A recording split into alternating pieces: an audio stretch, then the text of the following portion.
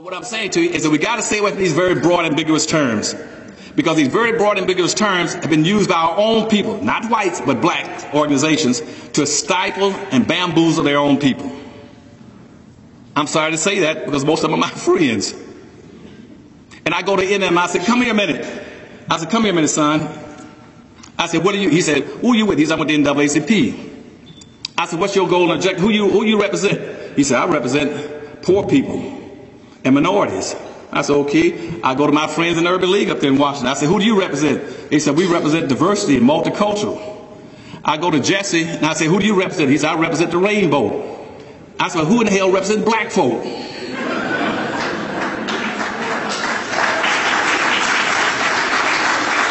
Nobody. You have no leadership.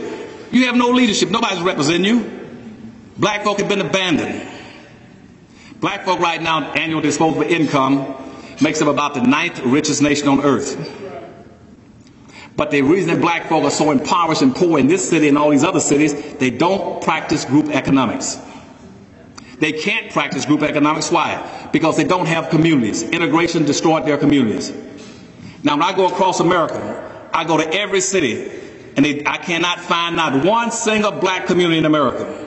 All you got in America are black neighborhoods. A black neighborhood is totally, absolutely useless. A black neighborhood is where you eat and sleep. The Holiday Inn, the Marriott, is a neighborhood.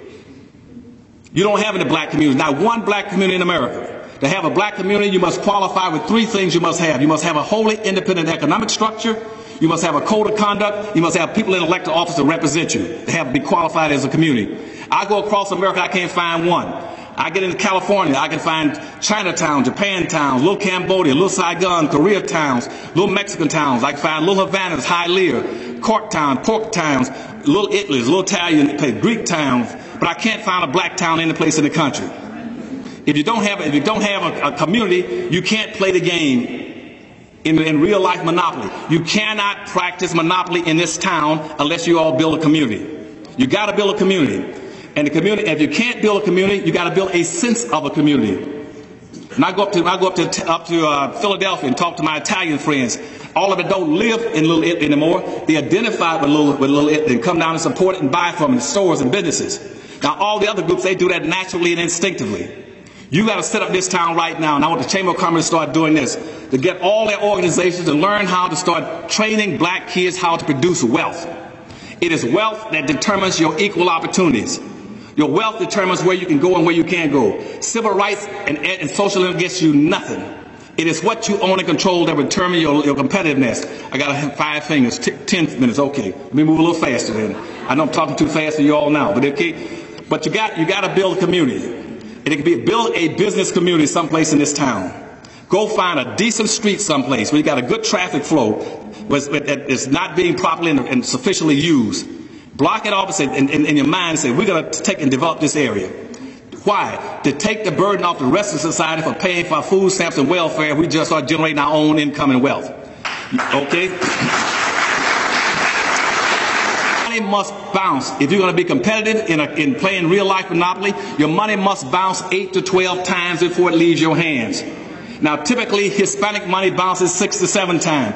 White money bounces 8 to 12 times. Asian and Arab money bounces 12 to 13 times.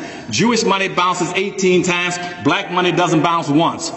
The danger zone in this world right now in any city is to get on payday, to get between where a black person is working and getting paid and getting to a mall. You'll get run over that's as fast as hell because they're going to go straight to that mall with the money.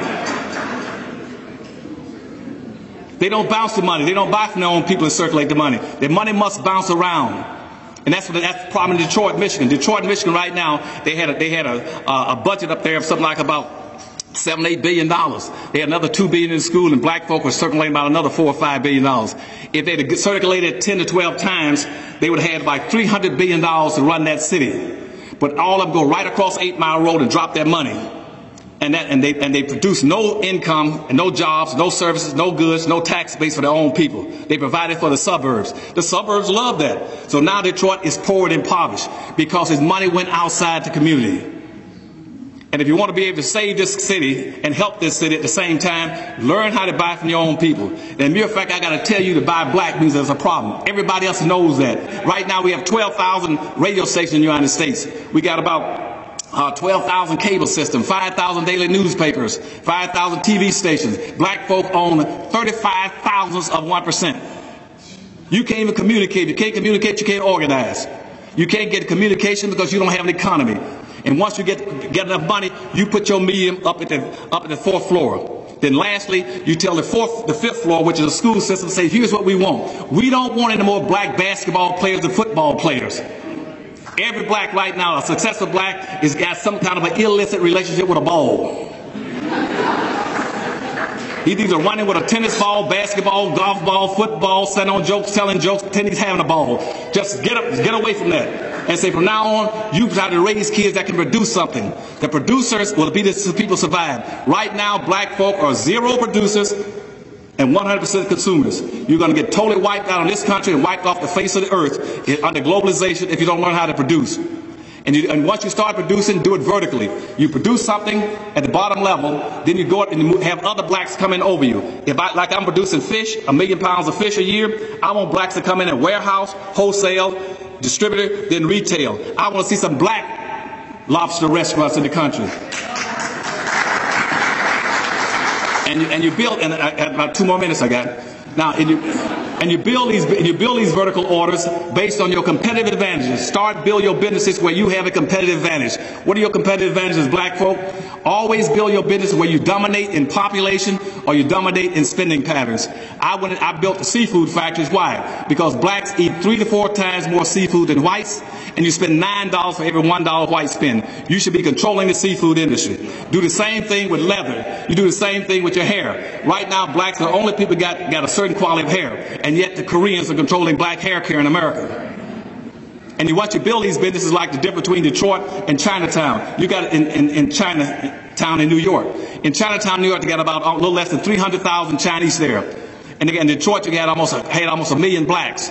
I looked at the two and compared them. In Chinatown, they had 35 banks, 35 Asian banks. Detroit, they got 2 black banks, and that's owned by the same one. How is it that almost 1 million people don't have 2 banks and 300,000 will have 35 banks? I looked at the number of restaurants. The Asians had almost 400-some restaurants in New York.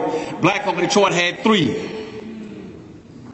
I looked at and I said, how do these Asians are producing so well and have so much? And Asians have the highest median family income in America. Here's what they do in conclusion. They build around their advantage. What is it that Asians eat most of? They eat noodles. I went and found something like about 100 and some noodle factories in New York where they produce their own noodles. Now, once they produce the noodles, what do you put on the noodles?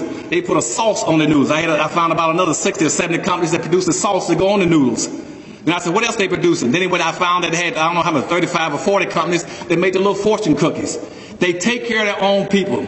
That's why you'll never see Asians, Arabs, Hispanic, or American Indians out marching for integration or for social civil rights. They don't do it. They build businesses. I love you all. Take care.